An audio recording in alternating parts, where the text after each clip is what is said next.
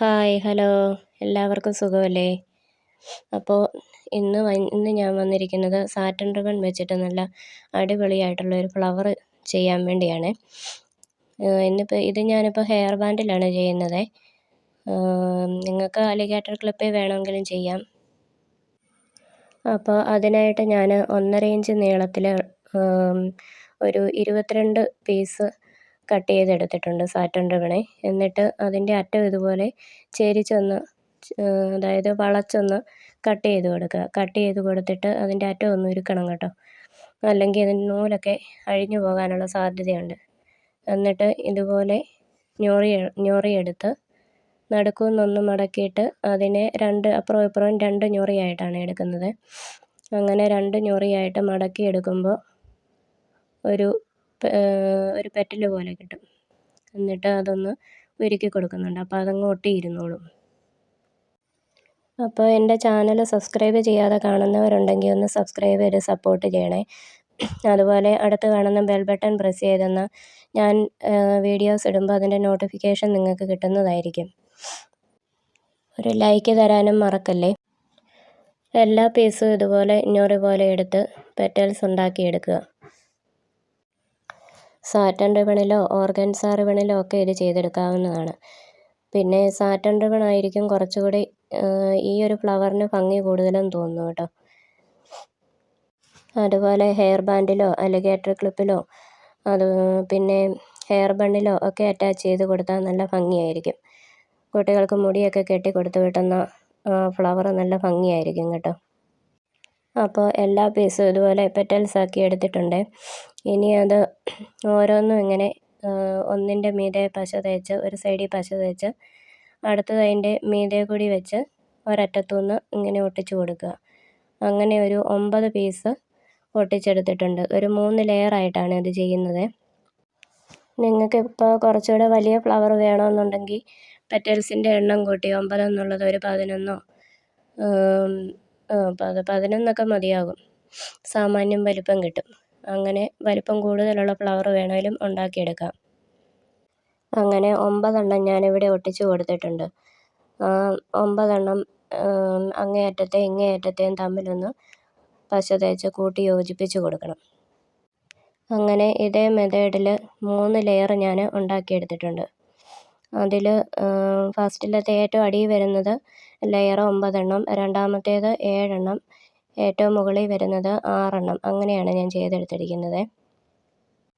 ഇനി അത് ഓരോ ലെയറും ഇങ്ങനെ പശ തേച്ച് ഓരോന്നോരോന്നായിട്ട് അതിനകത്ത് വെച്ച് ഒട്ടിച്ചെടുക്കുന്നുണ്ട്. നിങ്ങൾക്ക് ഞാൻ പറയുന്നത് മനസ്സിലാകുന്നുണ്ടായിരിക്കുമല്ലേ? എനിക്ക് നല്ല ജലദോഷമായിരുന്നു കേട്ടോ, അതുകൊണ്ട് സൗണ്ടൊന്നും അത്ര ക്ലിയർ അല്ല. ഞാൻ പറയുന്നതിനേക്കാളും വീഡിയോയിൽ നിങ്ങൾക്ക് കാണുമ്പോൾ അത് ക്ലിയറായിട്ട് കാണുമായിരിക്കുമല്ലോ. പിന്നെ തുടക്കക്കാരല്ലാത്തവർ കാണുന്നുണ്ടെങ്കിൽ ഇതൊക്കെ അറിയാമായിരിക്കും കേട്ടോ. ഞാൻ തുടക്കക്കാർക്ക് വേണ്ടിയാണ് പറയുന്നത്. ഇനി ഒരു വൈറ്റ് കളർ റിബണും കൂടെ ഞാൻ എടുത്തിട്ടുണ്ട്. അതിൻ്റെ അറ്റം ഇതുപോലെ ചെരിച്ച് ഒന്ന് കട്ട് ചെയ്ത് കൊടുക്കുക. അപ്പം അതിൻ്റെ സൈഡ് ഇങ്ങനെ ഒരു കൂർത്ത് കിട്ടും. അപ്പോൾ അതിൽ കൂടെ ഇങ്ങനെ മുത്ത് കയറ്റാൻ പറ്റും ഈസി ആയിട്ട്. അങ്ങനെ ഒരു കുറച്ച് മുത്ത് ഞാനിങ്ങനെ അതിൽ കൂടെ കോർത്തെടുക്കുന്നുണ്ട്. റിബണിൻ്റെ സൈഡ് കട്ട് ചെയ്ത് കൊടുത്തിട്ട് ഒന്ന് ഉരുക്കിയെടുക്കണം കേട്ടോ, അല്ലെങ്കിൽ അതിനകത്തൂടെ മുത്ത് കയറ്റാൻ പാടായിരിക്കും. ഇതൊക്കെ ആർക്ക് വേണമെങ്കിലും ചെയ്യാവുന്നതേ ഉള്ളൂ കേട്ടോ. പിന്നെ മെനക്കെടാനുള്ള ഒരു ക്ഷമ വേണമെന്ന് മാത്രം. ഓരോ സാഹചര്യം കൊണ്ട് ജോലിക്ക് പോകാൻ പറ്റാത്തവർക്കും അതുപോലെ ചെറിയൊരു വരുമാനം വേണമെന്ന് ആഗ്രഹിക്കുന്നവർക്കും ഒക്കെ ചെയ്ത് നോക്കാവുന്നതാണ് കേട്ടോ. ഇനിയിപ്പോൾ ഓണമൊക്കെ അല്ലേ വരുന്നത്. അപ്പോൾ ഇതുപോലുള്ള ബിസിനസ്സൊക്കെ സ്റ്റാർട്ട് ചെയ്യാൻ ഏറ്റവും പറ്റിയ സമയമാണ് കേട്ടോ ഇപ്പോൾ. ഓരോ മുത്തും ഇങ്ങനെ നടുക്കാക്കി വെച്ചിട്ട് ഒരു 2-2.25 ഇഞ്ച് നീളത്തിൽ ഞാനിങ്ങനെ ഒരു 9 പീസ് കട്ട് ചെയ്തെടുക്കുന്നുണ്ട്. റെഡിന് വൈറ്റ് നല്ലൊരു കോമ്പിനേഷൻ ആയതുകൊണ്ടാണ് ഞാനിപ്പോൾ വൈറ്റ് കളർ റിബൺ എടുത്തിരിക്കുന്നത്. ഇനി നിങ്ങളെടുക്കുന്ന കളർ ഏതാണോ അതിന് മാച്ചായിട്ടുള്ള റിബൺ എടുക്കുക കേട്ടോ. അങ്ങനെ 9 പീസ് ഞാനിങ്ങനെ കട്ട് ചെയ്തെടുത്തു.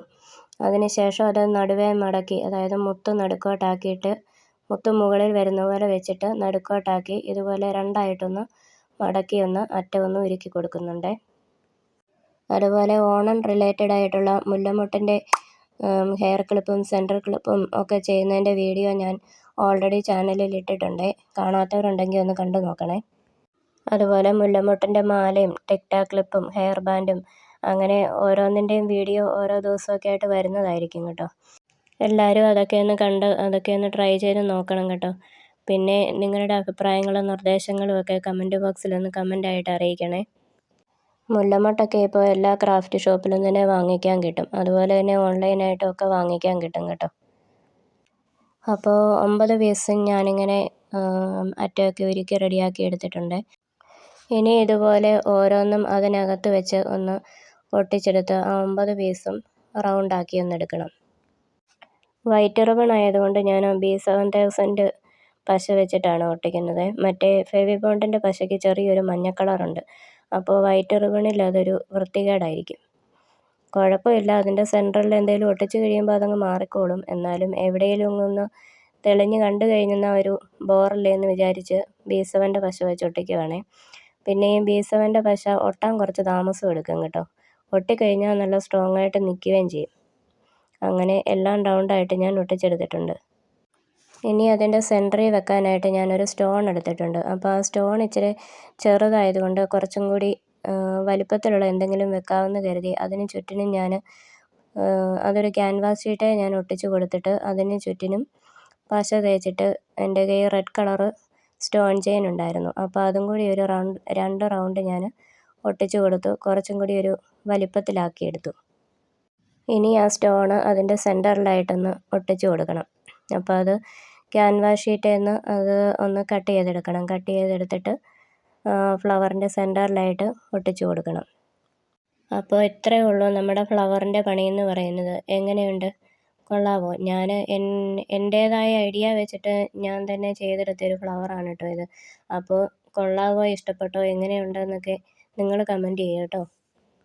ഫ്ലവറിൻ്റെ നടുക്ക് വെക്കാൻ ഈ സ്റ്റോൺ തന്നെ വേണമെന്നൊന്നുമില്ല കേട്ടോ. നിങ്ങളുടെ കയ്യിൽ എന്നതാണോ ഉള്ളത്, ഇപ്പം കുറച്ച് വലിപ്പമുള്ളൊരു മുത്തോ അങ്ങനെ എന്തെങ്കിലും വെച്ചാലും മതി, നല്ല ഭംഗിയായിരിക്കും. നമ്മുടെ കയ്യിലുള്ള സാധനങ്ങൾ വെച്ചിട്ട് എങ്ങനെ ഭംഗിയാക്കി എടുക്കാമെന്ന് നമ്മൾ തന്നെ കണ്ടുപിടിക്കുക, അത്രേ ഉള്ളൂ. പിന്നെ ഒരു റെഡ് കളർ ഹെയർ ബാൻഡ് എടുത്തിട്ടുണ്ട്. അതിൽ ക്യാൻവാസ് ഷീറ്റ് ഞാനിങ്ങനെ കട്ട് ചെയ്ത് അതേക്കടി കയറ്റി കൊടുത്തിട്ടുണ്ട്. കയറ്റി കൊടുത്തിട്ട് അപ്പുറം ഇപ്പുറം പശ തേച്ചൊന്ന് ഒട്ടിച്ച് കൊടുക്കണം. പിന്നെ ആ ഫ്ലവറിൻ്റെ അടിയിലും ഞാനൊരു ക്യാൻവാസ് ഷീറ്റിൻ്റെ ഒരു പീസ് ഞാൻ ഒട്ടിച്ച് കൊടുത്തിട്ടുണ്ടായിരുന്നു കേട്ടോ. ഇല്ലെങ്കിലും കുഴപ്പമൊന്നുമില്ല, അത് നേരിട്ട് ആ ഫ്ലവർ നേരിട്ട് ഈ ക്യാൻവാസ് ഷീറ്റിലോട്ട് ഒട്ടിച്ച് കൊടുത്താലും മതി. പിന്നെ കുറച്ചുകൂടെ സ്ട്രോങ് ആയിട്ട് നിൽക്കാൻ വേണ്ടി ഞാനങ്ങനെ ചെയ്തു എന്നുള്ളതേ ഉള്ളൂ. പിന്നെ ഇതിനായിട്ട് ഞാൻ ഫെവിബോണ്ടിൻ്റെ പശയാണ് കേട്ടോ യൂസ് ചെയ്തിരിക്കുന്നത്. അതും നല്ല പശ തന്നെയാണ്. പിന്നെ ചെറിയൊരു യെല്ലോ ഷെയ്ഡ് ഉണ്ടെന്ന് മാത്രമേ ഉള്ളൂ കേട്ടോ. അപ്പോൾ നമ്മുടെ ഹെയർ ബാൻഡിൻ്റെ പണി കഴിഞ്ഞു കേട്ടോ. ഇത്രയേ ഉള്ളൂ, സിമ്പിളല്ലേ?